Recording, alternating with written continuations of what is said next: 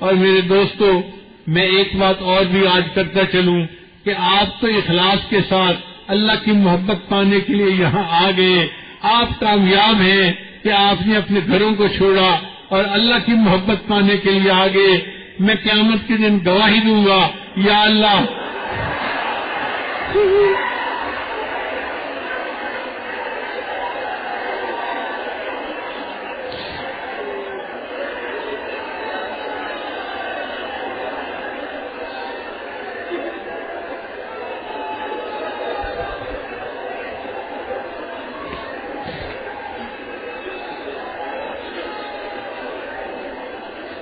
اے اللہ، یہ آپ کے بندے آپ کو پانے کے لیے آئے تھے، مگر قصور تو میرا ہے کہ میں ہی نالائق نکلا۔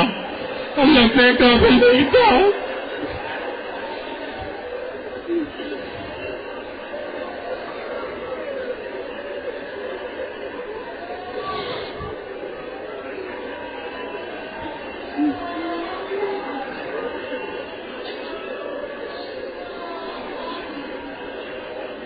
قریب کے زمانے کا واقعہ سننا ہے تو ایک شاعر گزرے ہیں،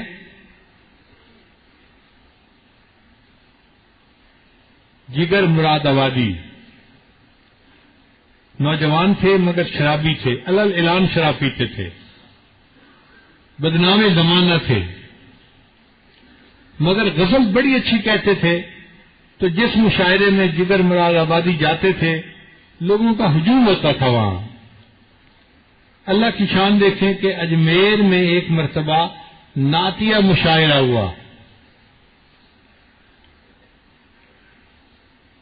اب نعتیہ مشاعرہ میں تو شاعروں نے نبی علیہ السلام کی نعت پڑھنی ہوتی ہے، ان شعراء کو دعوت دی جائے، مشہور شعراء کی فہرست بنا لی گئی۔ جب جگر کا نام آیا تو کہا کہ شاعر تو بڑا ہے لیکن شرابی ہے، ہم ایک شرابی کو کیسے نبی علیہ السلام کی نعت پڑھنے کے لیے دعوت دیں؟ تو آدھے لوگ حق میں تھے اور آدھے لوگ مخالف تھے۔ جو حق میں تھے وہ کہتے تھے کہ بھئی شرابی صحیح مگر کلمہ گو ہے، بلانا چاہیے، نعت ان سے سننی چاہیے، وہ اچھا لکھیں گے۔ دوسرے کہتے تھے نہیں، کوئی غیرت بھی چیز ہوتی ہے، ایک شرابی بندہ کیسے نبی علیہ السلام کی نعت پڑھے گا، ادب کے خلاف ہے، اس کو دعوت نہیں دینی چاہیے۔ ایک نزاع کی کیفیت پیدا ہو گئی۔ خیر، انتظامیہ کے زیادہ لوگ چاہتے تھے کہ ہم اگر جگر مراد آبادی کو بلائیں تو مجمع بھی زیادہ ہوگا اور مشاعرہ کامیاب ہوگا۔ چنانچہ انہوں نے جگر مراد آبادی کو دعوت دی تو جگر صاحب نے انکار کر دیا کہ نہیں، میں تو نہیں آ سکتا، مشاعرے میں نہیں آ گا، غزل کا مشاعرہ ہے تو میں آؤں گا، نعتیہ مشاعرہ میں نہیں آ سکتا۔ پھر ان کے ایک دوست تھے، ان سے کہا گیا کہ جی سفارش کرے، جگر نے انکار کر دیا۔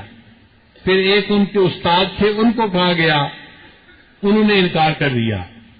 پھر ان کے ایک بڑے بزرگ تھے ازور گونڈری رحمۃ اللہ، ان سے کہلوایا گیا تو انہوں نے حکم دیا کہ تم شرابی ہو، اگرچہ تم رند ہو لیکن تم نبی علیہ السلام کی شان میں نعت لکھو اور ہو سکتا ہے اللہ کے ہاں قبولیت ہو تمہاری۔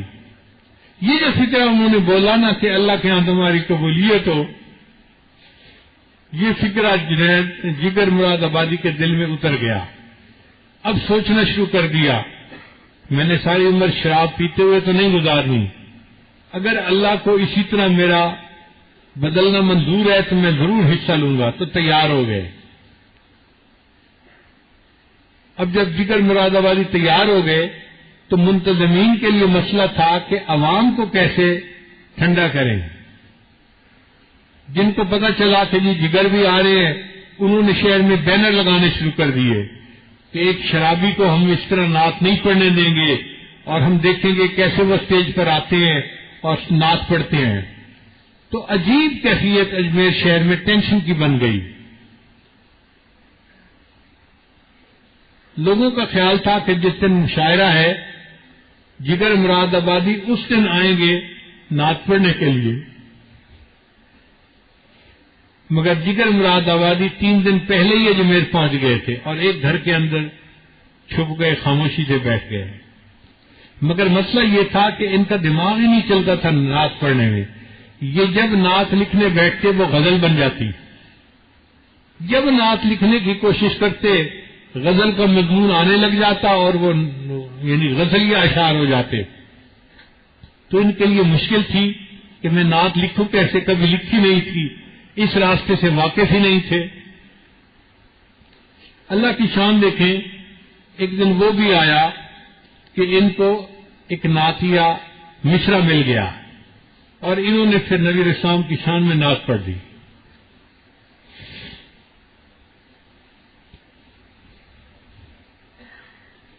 اب جب نعتیہ مشاعرہ شروع ہوا تو لوگوں نے ایک سے بڑھ کر ایک اچھی نعت سنائی، ایک سے بڑھ کر اچھی نعت. بڑی محفل جمی، لوگوں کے اوپر بڑی کیفیت تھی نبی علیہ السلام کی محبت کی اور نبی علیہ السلام کے ادب کی. جب محفل اپنے عروج پر تھی اس وقت انتظامیہ نے اعلان کیا کہ رئیس المتغزلین جگر مراد آبادی آ رہے ہیں. اب جب جگر مراد آبادی آئے تو لوگوں نے شور مچانا شروع کر دیا. کچھ کہہ رہے تھے مرحبا مرحبا مرحبا، اور کچھ تھے جو کہہ رہے تھے مرب حیا مرب حیا مرب حیا. ایک ہنگامہ تھا. لوگ کھڑے ہو گئے، جی ہم نے ان کو نعت نہیں پڑھنے دینی.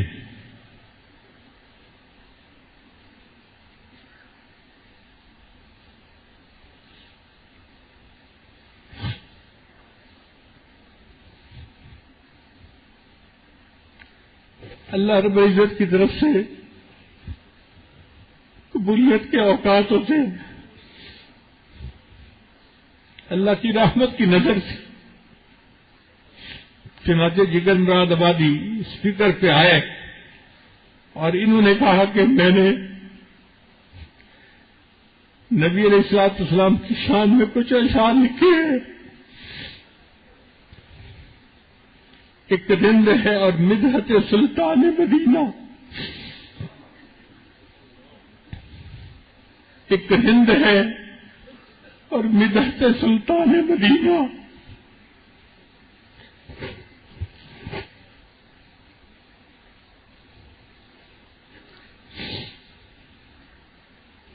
ایک رند ہے اور مدحت سلطان مدینہ، ہاں کوئی نظر رحمت سلطان مدینہ. جب ان الفاظ کو سنا تو پورا مجمع خاموش، جیسے سانپ سون گیا ہو. پھر انہوں نے روتے ہوئے نعت سنائی. ایک رند ہے اور مدحت سلطان مدینہ، ہاں کوئی نظر رحمت سلطان مدینہ. دامان نظر تنگ فراوانی جلوہ، اے طلعت حق طلعت سلطان مدینہ. اے خاک مدینہ تیری گلیوں کے تصدق، تو خلد ہے تو جنت سلطان مدینہ. اس طرح کے ہر سانس و مصروف عبادت، دیکھوں میں در دولت سلطان مدینہ. ایک ننگے غم عشق بھی ہے منتظر دید، ایک ننگے غم عشق بھی ہے منتظر دید. صدقے تیرے صورت سلطان مدینہ.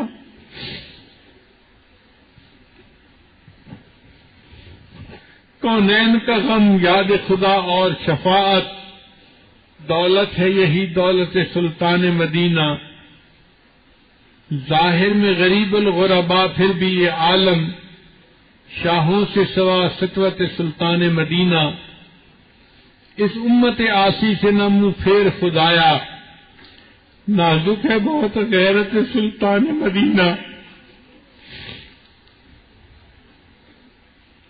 کچھ ہم کو نہیں کام جگر اور کسی سے، کافی ہے بس ایک نسبت سلطان مدینہ.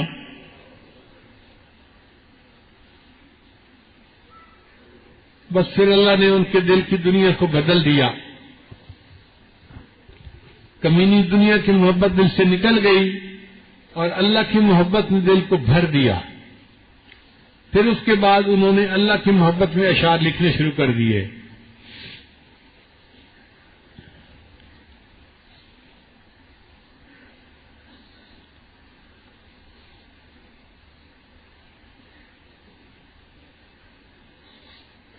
اب جگر کو ملنے والے لوگوں کا ہجوم، بھیڑ لگ گئی ان کے گھر پہ، لوگ آتے تھے اور اس نعت کو لکھنے پر ان کو مبارکباد دیتے تھے۔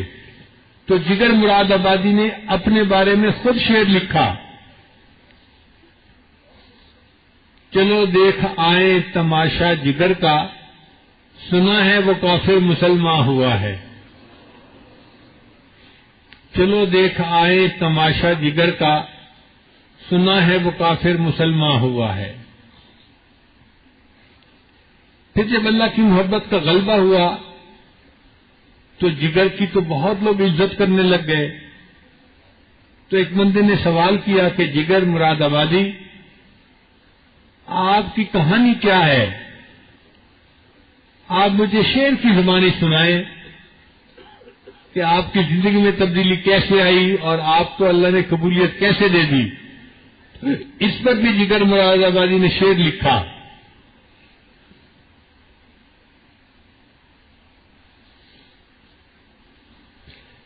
میرا کمال عشق میں اتنا ہے اے جگر، میرا کمال عشق میں اتنا ہے اے جگر، وہ مجھ پہ چھا گئے میں زمانے پہ چھا گیا۔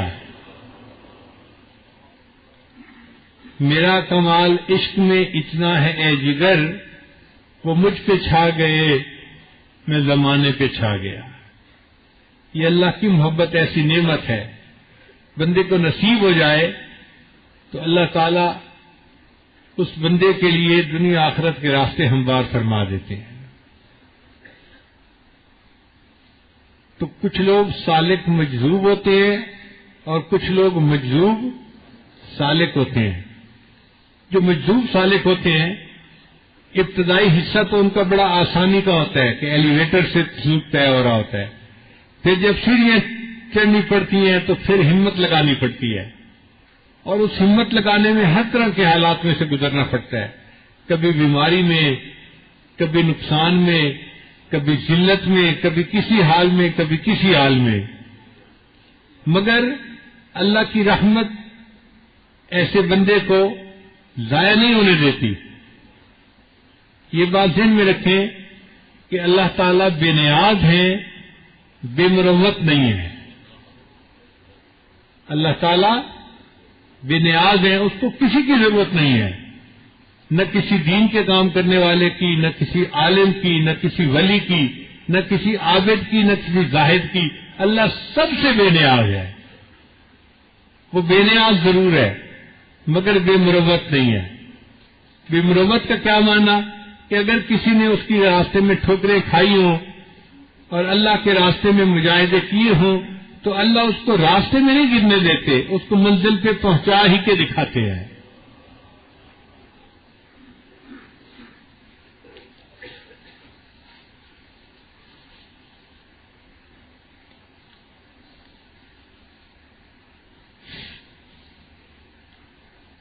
کسی شاعر کے کیا اچھے اشعار ہیں، کبھی مایوس مت ہونا، کبھی مایوس مت ہونا، اندھیرا کتنا گہرا ہو سحر کی راہ میں حائل، کبھی بھی ہو نہیں سکتا سویرا ہو کے رہتا ہے، کبھی مایوس مت ہونا، کبھی مایوس مت ہونا۔ امیدوں کے سمندر میں تلاطم آتے رہتے ہیں، سفینے ڈوبتے بھی ہیں، سفر لیکن نہیں رکتا، مسافر ٹوٹ جاتے ہیں مگر مانجھی نہیں تھکتا، سفر طے ہو کے رہتا ہے، کبھی مایوس نہ ہونا، کبھی مایوس نہ ہونا۔ خدا حاضر ہے ناظر بھی، وہی ہے حال سے واقف، وہی سینوں کے اندر بھی، مصیبت کے اندھیروں میں مگر وہ دے کے رہتا ہے، کبھی مایوس نہ ہونا، کبھی مایوس نہ ہونا۔ تمہارے دل کی ٹیسوں کو یوں ہی دکھنے نہیں دے گا،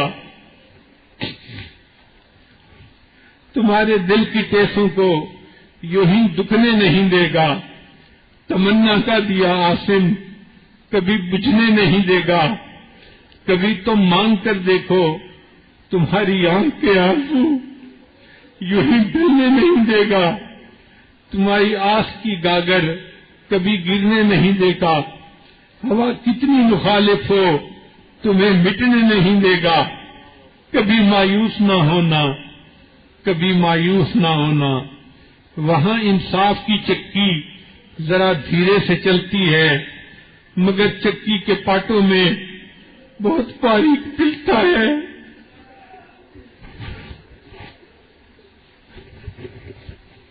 تمہارے ایک کا بدلہ وہاں 70 سے زیادہ ہے، نیت تلتی ہے پلڑوں میں، عمل ناپے نہیں جاتے، وہاں جو ہاتھ اٹھتے ہیں کبھی خالی نہیں آتے، ذرا سی دیر لگتی ہے، کبھی وہ آس کا دریا کبھی رکنے نہیں دے گا، کبھی مایوس نہ ہونا، کبھی مایوس نہ ہونا۔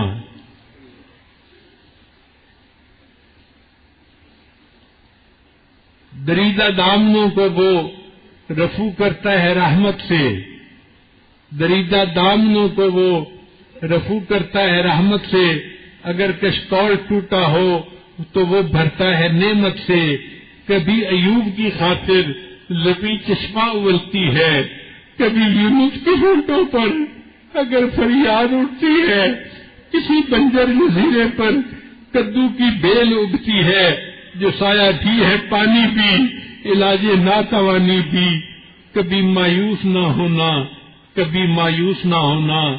جب اس کے رحم کا ساگر چھلک کے جوش کھاتا ہے، کہے ڈھاتا ہوا سورج یکایک کانپ جاتا ہے، ہوا اٹھتی ہے لہرا کر، گھٹا سجدے میں گرتی ہے، جہاں دھرتی ترستی ہے وہیں رحمت برستی ہے، ترستے ریگزاروں پر ابر بہ کے ہی رہتا ہے، نظر وہ اٹھ کے رہتی ہے، کرم ہو کے ہی رہتا ہے، امیدوں کا چمکتا دن امر ہو کے ہی رہتا ہے، کبھی مایوس مت ہونا، کبھی مایوس مت ہونا۔ اللہ تعالی ہمیں زندگی کے اس سفر میں مایوسیوں سے محفوظ فرمائے اور شوق و ذوق کے ساتھ اپنی منزل کی طرف قدم بڑھانے کی توفیق عطا فرمائے۔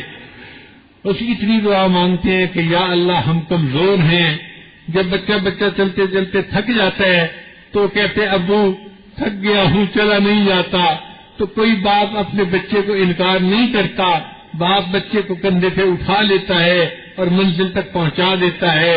اے اللہ ہم بھی چلتے چلتے تھک گئے ہیں، اب ہم اپنے نفس سے اور شیطان سے لڑ نہیں پاتے، بس تو ہم پر رحمت کی نظر فرما۔ اللہ اب ہمیں اپنی طرف کھینچ لیجیے، ہمارے اندر اہلیت بھی نہیں ہے، لیاقت بھی نہیں ہے، کوئی خوبی بھی نہیں ہے، مگر ہم رستے میں بھی نہیں رکنا چاہتے، بس رحمت کی نظر کر دیجیے۔ تیری ایک نگاہ کی بات ہے، میری زندگی کا سوال ہے، اللہ رحمت کی ایک نظر کر دیجیے اور ہمیں اپنے تک کھینچ لیجیے اور ہمیں منزل تک پہنچا دیجیے۔ میں امید کرتا ہوں اللہ تعالی ہم پر مہربانی فرمائیں گے اور ہماری امیدوں کو پورا فرمائیں گے اور ہمارا یہاں آنا اللہ قبول فرمائیں گے۔ اور میرے دوستو میں ایک بات اور بھی آج کرتا چلوں کہ آپ تو اخلاص کے ساتھ اللہ کی محبت پانے کے لیے یہاں آ گئے، آپ کامیاب ہیں کہ آپ نے اپنے گھروں کو چھوڑا اور اللہ کی محبت پانے کے لیے آ گئے۔ میں قیامت کے دن گواہی دوں گا یا اللہ